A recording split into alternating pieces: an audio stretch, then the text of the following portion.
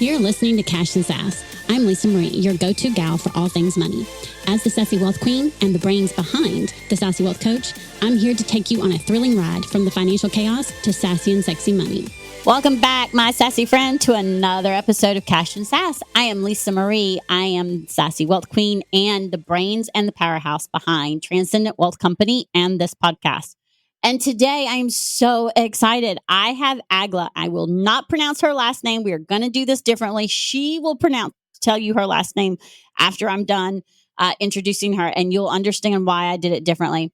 But Egle has always been drawn to expansion. At 14, she left her hometown for the first time. Since then, she has lived and worked across 5 countries. Jealous. Always searching for a deeper understanding of freedom, possibility, and what it truly means to hold wealth with ease. Oh, my favorite language. With a master's in business and economics, she built a career in corporate finance and in transformation, financial strategic planning. Egle's work is about breaking those patterns. She combines deep money mastery with subconscious I can't talk, y'all. I am so sorry. Rewiring and energetic activation, guiding women to shed everything that was never truly theirs. When the old constraints fall away, wealth is no longer something they chase. It becomes something they embody. Her mission is not to teach women how to work harder. It is to show them how to step into the version of themselves who is always meant to lead, create, and hold wealth with a certainty and purpose. And that right there is everything to me. Welcome. Thank you for being on the show. Before I go into how much I absolutely love that, please tell everybody your last name. Because I was not going to butcher it. Thank you for having me here, Lisa. I am very delighted to have this conversation. And my name is Egle Aleknaviciute. Now y'all know why I did not try to pronounce her last name. I would have done it so much damage, and we did not want to do that. I absolutely love the work that you're doing. Just in your bio, the releasing those old constraints. Now wealth is no longer something that women chase, is something they embody. And as someone who has gone from food stamps and then, I can make high 5 figures. Oh, wow, I'm making 6 figures. Wait, 7 figures, just taking that shift and learning, I can hold it. I can have it. I can create it. I can hold it, and I can have it, and I can embody it. That's something that I've had to learn to shift. And what I'm curious is how did you do that journey? How did you get to this place? Yes. So my journey started with studying a lot. For me, education was really something that I've gotten since early years as a value and also as an opportunity. So I lived in 5 different countries. That was mostly because of a study. So for me, study was a reason to move further and to explore the world. And so I found myself working really hard.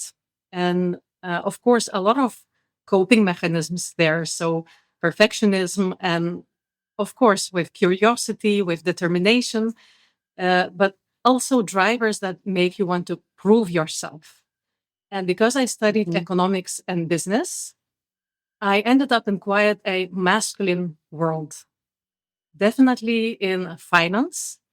At some point, I was doing my second master because I thought the more you study, the more capable you become. Now I look at it a little bit different. There was also a lot of beliefs I had about what you have to do to be successful. But I always loved books. I loved learning. I had the curiosity. And that combined with that hard work and some kind of pressure to prove myself, survival patterns, is what led me to this place in corporate world. I was working on big projects, working very hard. At some point, I started feeling frustrations because it felt like frustrations, resentments. It felt like I was doing so much. I was working so hard, but it wasn't delivering for me the results or the impact that I desired. Now, it's not like the results that I was getting on the projects were not there because they were. Right. It was more the returns on me personally. It felt like I was losing energy. And also, it looked like for others, it was easier than for me. And at first, I didn't know that because I was working so hard. So I didn't look so much around me. But after years and years, I looked around and then I noticed that people who are less experienced, less qualified, uh, have more opportunities. And for them, it works easier than for me. So this way, I started studying the unconscious bias. And then my eyes opened. And I want us to, that's where I want to dive into because I've seen the same thing. So, that unconscious bias, what exactly, one, is it? And how does it affect us when we look at our relationship with money? Yes. So once I started, excellent yes, there's a reason why I asked that question. Excellent question. So I studied unconscious bias first from the statistics and the research and the world, and then I saw it. The pieces of a puzzle fell together, and I knew it's unquestionable. It's like my. So, what is unconscious bias? Yes. So that everyone understands what we mean. So after I started working in the subconscious of a person, I can tell now very exactly how it works. Is that in our brain or in our body, actually, at first maybe in the brain consciously, then in the body, we make links. Even as children, when we see one table and we know it's a table, and then we see a second table, we know it's a table, and at some point we can see something that almost doesn't look like a table. We can generalize. So we make these connections, like entanglements in the brain. And this is what the brain uses to filter the information from the world around us to make sure we can navigate and to understand, because there is so much information. If we let in everything in, it will not, it's just overwhelming. So unconscious bias is also something we need. It's just a way that our brain filters the information from outside to categorize it. But if we take a very practical example, if you see a woman with a white coat and a man with a white coat, and you ask which of them is a surgeon, your brain maybe not anymore, but the average person brain will immediately point to the man, simply because through history, normally a woman was a nurse and a man was a surgeon. So as we walk through the world, our brain is constantly making conclusions from what we see and what it means. And now, because I was working in foreign country and I was a woman among the men, I, for a long time, didn't even realize I had a disadvantage until I did. And that changed a lot. And how does that affect how does our unconscious bias, how does that affect our relationship with money and how we perceive making money as women? Yes. So the example I gave, it's more how people look at you. And so you can be disadvantaged. You see that in venture capital, for example, the tech startups, only 4%, I believe, globally are funded by venture capitalists that are woman-led. So there is a very small chance that as a woman team, you will get funding simply because there are these biases. Right. The second part, so this is the systemic one. There it will take time to change because things are shifting. There are initiatives, but the other one, which is more important, is about how we view ourselves. And this is where we have a great power to change it, because our brain will say, you just mentioned 7 figures. My brain, and I feel many women's brain would say, this is not for me, because they've never seen anyone like them doing anything like that.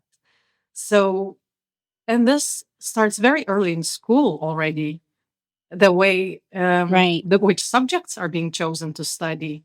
And then, even the girls that are being told not to climb trees or not to experiment with technical tools. So it starts very early. These all belief systems that are telling us it's not for you, you're not capable, it's not going to work, you don't even try.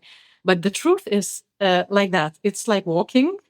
Everyone falls at first before they learn to walk. Right.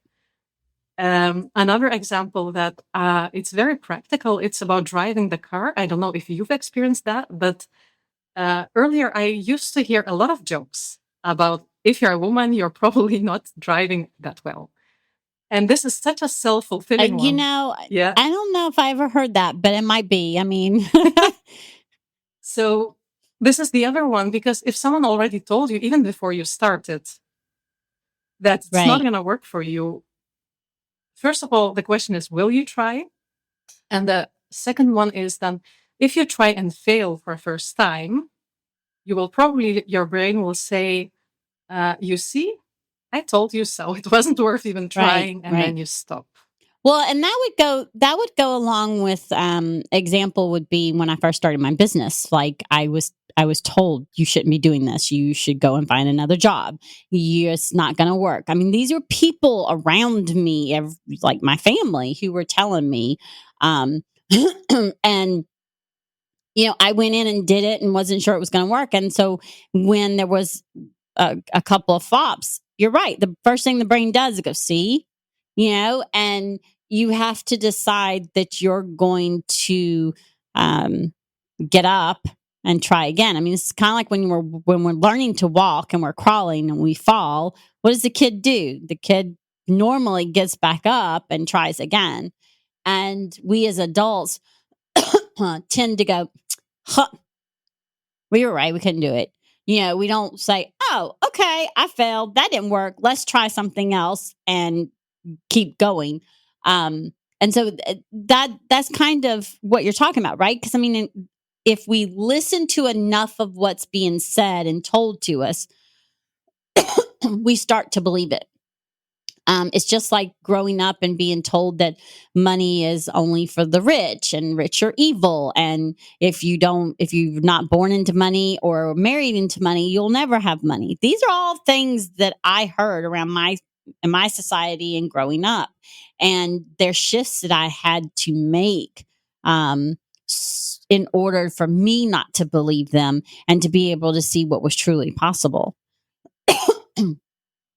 So when is that the basis around, like, that's what you're talking about, right? Yes. So if I then tie it back to money, of course, if you haven't seen your mother manage money or manage wealth, or your grandmother manage money or manage wealth, probably it You will don't know not you can be do it. natural. Yes. And so because money Yeah, it is wasn't tied, natural. no, the money is so tied to survival as well, to food, to housing, Hmm. to transportation. These are real fears that we have in our bodies. So, because it's so entangled with all these emotions, it will be extra hard to even imagine yourself in that situation where you're actually on top of your finances and you know what's happening. And, there are income streams. And then what do you do with that money? So, once it's neutralized, it's not rocket science. There is a lot of knowledge, but I believe Right. anyone can build Right. it Right. with curiosity. So how do you neutralize it then? So what are some steps that the listeners can take if they're like, ooh, okay, there is some subconscious things going on, emotions or shame or guilt or fear. What are some steps that they could take to neutralize that so that they are able to see the possibilities? Because again, y'all, none of this is overnight stuff. Nothing happens overnight. I'll stress that to the day I die. And I want you to be able to have steps that you can walk away with and practice so that you are able to see what's possible and you step into building and holding your own wealth. Because again, when we embody it and we see what's possible, all kinds of doors open. And I truly believe that. And I believe women are going to be the ones to change the world. So, in order for us to change the world, we have to build wealth. And it has to be us that builds it so that we can change it. So, what are some steps or one or two steps that you would have or suggest for someone to do to be able to neutralize that and then be able to shift? Yes. If I would say practical examples that anyone can do at home without any external support, there are two things I would suggest to do.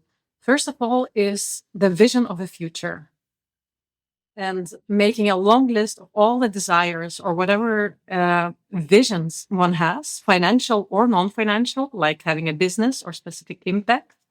Even vision boards, things like that work very well. Now, why it's so important? It's because we start to prime our brain to the reality we haven't seen around us yet, or haven't seen around us yet for people like us. So we think this is for the rich people. But once we start writing what is it that we truly desire, and then once we start to get used to it, this is called confirmation bias. Our brain starts to show more of it around us. And this doesn't happen in one night, like you say. But when you think 5 years, 10 years, if you start putting attention to it, there is so much that can start changing purely by having a vision. You might start putting yourself more around people who already have it or who live it, and make choices that brings you closer. And even, maybe a book will come by that suddenly matches your vision. So things like that already start shifting a lot subconsciously by having a vision, which might not yet be possible. But if you think lifelong, there is so much more possible. And the second step that I suggest to do is to really look within here and now. Definitely as women, but I see that a lot of people judge their emotions and they don't allow them to feel their emotions. And yet information. Yeah, women tend to shove them down, and I was one of those ones that would shove them down. And someone said, no, shoving it down doesn't work. You need to you don't stay stuck in it, but you need to feel them. You need to feel the emotions, and that is something that I have started doing over the last couple of years, and it's a game changer because you feel lighter and freer, and you start seeing what's possible because you don't have all those things stuck inside of you. Yeah. And there is, like you say, there is so much information in the emotions. For example, as girls, we might be taught to be nice and not be angry. And yet, anger is the information that tells that our boundary has been crossed. So once we silence ourselves and not allow ourselves to feel the anger, we might end up in the situations that are deeply resentful and frustrating, because we didn't allow this natural mechanism that shows the boundaries to be expressed. And the same with money. So there are fears, there is shame, there is guilt. And when we don't feel it, emotion is energy in motion. So it literally gets stuck in the body. And once we allow ourselves to feel it, and I don't mean, be hysteric on random people on the street when you're angry. Right. It's just, yeah, I know what you mean. it's finding the constructive ways, but it's about allowing and looking at these emotions with curiosity, and then listening to it as information. And so whenever there is a topic around the money or anything survival or the business or opportunity, just feel what is the emotion and what is that emotion telling you. And then see if there is a story attached to it, which is not necessarily true or not necessarily useful. So the second step that I'm telling about is get curious about your emotions and the stories you tell yourself about that are causing or repeating those emotions to be there. Yeah, and the key word is what she says, get curious. She didn't say look at it and judge. She said, look at it and be curious. So be curious about the emotions you're feeling and why, right? Be curious about it. It's not go and judge yourself about it or beat yourself up about it, because again, we've all made mistakes, and anyone who says they haven't, they're lying. Because that's just, y'all, it's life. We're not perfect. And when we come from curiosity, I have found when we look at something from curiosity and not judgment or expectation, we're able to see the small things and the big things. Like we're able to see the whole picture.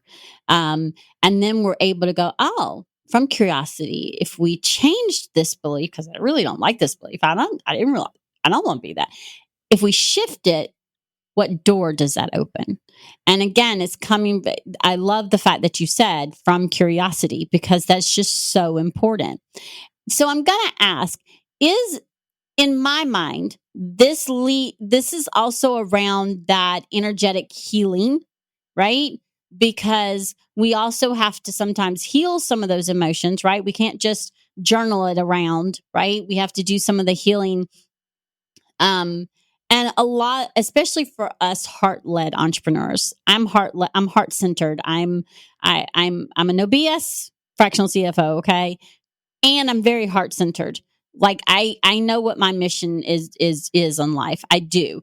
And so when we have those things and we're heart led and heart centered and we have these emotions, being able to do that energetic healing, how does that lead to abundance? Because again, you got the scarcity mindset, the scarcity lack of, to abundance. And I know what the lack looks like and feels like. I lived it. And I have started learning what that abundance feels like, right? And now I'm now practicing being able to hold more and, oh, I am safe. I can have this. I do deserve this, right? And again, it's those shifts, but how does that, someone who's not done that and they have this energetic healing that maybe needs to be done or they're in the process of doing, how does that, um, lead to abundance instead of keeping you stuck in that scarcity? Yes. So energetic healing is really, there are so many different forms, but especially the subconscious work that I am very familiar with, and also body work, it allows the old triggers and emotions to be released or to be cleared. So it's like Mm, these uh, imprints or these entanglements where I spoke about, where we see one thing with another thing, we link it together, and then it's stuck in the body. It doesn't flow anymore, it's fixed. But once we start healing, we are not like releasing those fixed thinking ways, and there is open space opens for something new to emerge. ah, right. Okay. And when it comes to the money, then that leads to the possibility of abundance because you've shed and you've done that energetic healing. You've got that stuff out that no longer works and is negative and is stopping you, keeping you stuck, right? Yeah. So what happens with that abundance then is that it neutralizes the charge, the emotional charge. So Mm, imagine you would get €1,000 in your hand, and if it's or I don't know, €100,000, something you've never held before in your hands. I'm talking to the listeners. hmm. Maybe some have experienced this, others not. It's still quite a lot of cash. I think not an average person can have that in their hands like that. And so your subconscious will start reacting to this. And so subconscious might say, this is dangerous. I will get robbed, or I will be criticized, or I am a thief. That kind of things, old stories, they're genetic, they're early beliefs. They start coming up. And what will happen then? That the body will try to get rid of it as soon as possible to stay safe. And once we neutralize, so once emotions are released, then you see a resource. So you hold €100,000, and there are so many great things you can do in the world with a resource such like that. You can invest, you can do Mm, great things for your family, you can be kind to your neighbors. There are so many generous things as well, creative things you can do in the world. But this is abundance. mhm. So it's seeing everything as an opportunity, and lack is something that makes our system want to contract and want to get out of that situation as soon as possible. Yes, I love that. And I think it's really important to talk about that because sometimes some people begin, oh, I don't have that. Think about it. When a certain part of your conversation around whatever money, 20K, 30K, 50K a month, or seven figure years, I can tell you I had it the first time someone mentioned seven figure years to me. Okay. Like the first time it was, oh, I'm not worried about that. I don't need to make seven figures. And they looked at me and went, and you just, why? And I'm like, I'm okay with this. And he goes, okay, well, what are you wanting to do in the world? told them the impact I want to make. I want to change mental health stigma. I want to make sure special needs, especially autistic children, especially high functioning autistic children, have the resources they need in all of the states, all the countries, all over the world, not just in particular ones and not just the ones on the low end of the spectrum. I want the entire spectrum to have resources. And he looked at me and goes, and how do you think that's going to be possible? And that's money.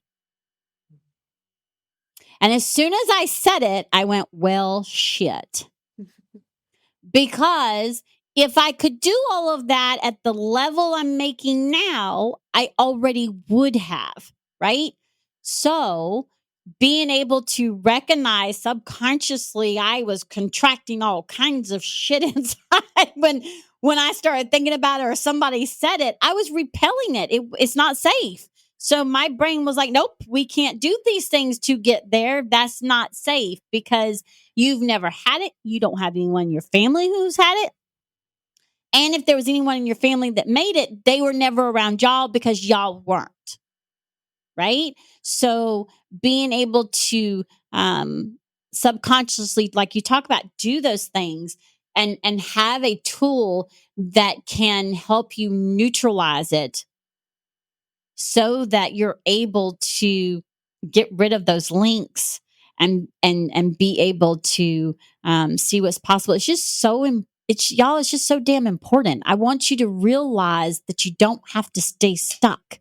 You don't have to stay in that mud of a mindset and belief that you don't deserve wealth or more money in order to get to wealth, because it's just not true. It's just not true. The key is being able to do what Egle was talking about, is making those shifts and being able to do that energetic healing.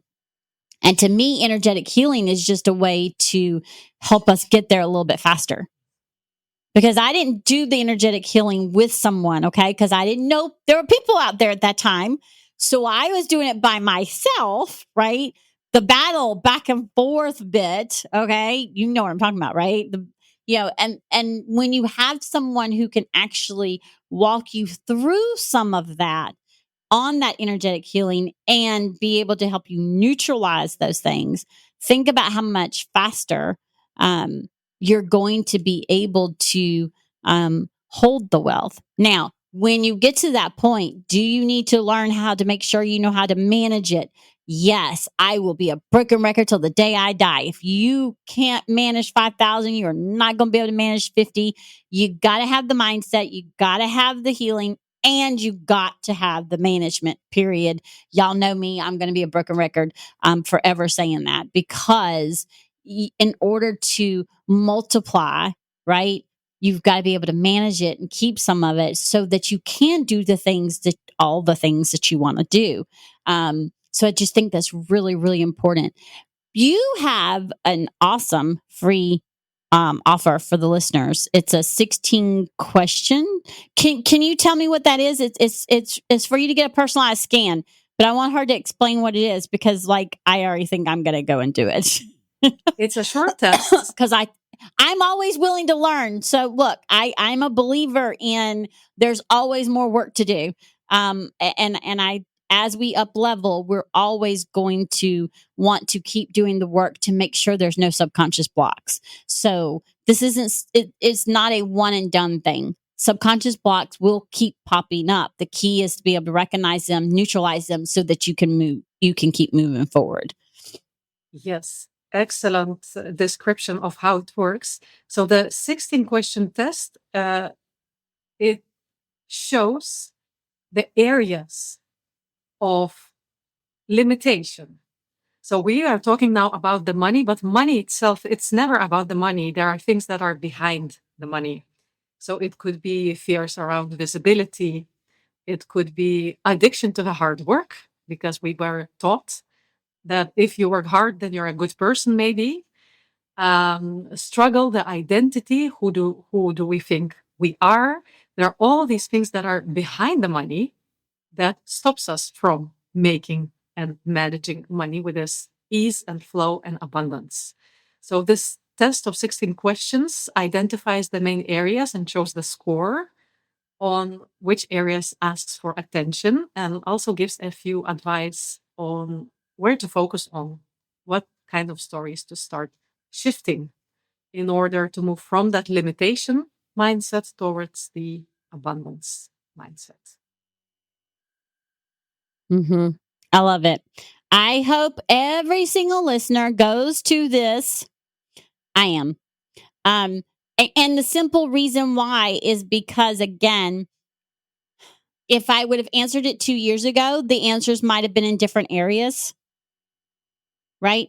I've grown, I've shifted, I've done a lot of personal growth and business growth. Now that I'm up leveling to this new next level, there might be some subconscious blocks that are preventing me from reaching it, because I'll be honest, I still get frustrated. I'm like, why am I not there yet? Why is this so hard? Or why? And it's because it could be a small one, but there's still some type of block there. And the key is to be able to find that unseen pattern so that, again, we can neutralize it, right? And so I think I will be signing up for this, because this is golden. So I hope you realize that, one, you don't have to stay stuck. Two, there are ways to truly not only shift it, but be able to heal the energeticness of how you feel about visibility, which leads to money. Visibility is my thing. And be able to make those shifts. Because here's the key: when we do this and we get rid of those subconscious bias that society and whoever's told us, oh, you got to work 60 hours a week. That's the only way you can live. You're never supposed to have this, or whatever it was. When we get rid of those, like she said, doors open, the abundance comes in, because now our body sees the possibility. And when our body sees the possibility and it doesn't contract, then we're opening up to receive it. And it's funny, because 2 years ago, I had never said that. My brain is analytical. Okay. And I am seen as a heart-centered entrepreneur that, what we focus on, we create more of. So if we've got to get rid of some of those subconscious blocks so that we can focus on the abundance, then let's take the step to do it. So I hope this episode resonated with you, because I think it's just really, really important. And this is the first one that we've talked about energetic healing, y'all. So listen and pay attention. Go back and listen again. Thank you very much for being on my show. I absolutely loved it. We could go on and on, have long conversations. I already have other things I want us to talk about. We'll have to do another episode. Because I truly believe that the work you're doing is really important. And I believe it will also help many women be able to, and men be able to, step into abundance and building wealth. So thank you very much for being a guest on my show. And my sassy listeners, you know the deal. Until next time, remember, yes, money can be sassy and sexy. And all you got to do is believe and step into your wealth. Till next time, bye.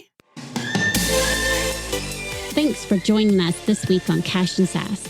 Check us out on social media and on our website at www.thesassywealthcoach.com, where you can download my free Money Story Start Guide. The website again is www.thesassywealthcoach.com. And as always, subscribe to the show to catch every new episode, and leave us a review so we can continue to bring you fresh content. And remember, yes, it is possible to have sassy and sexy money. See you next week.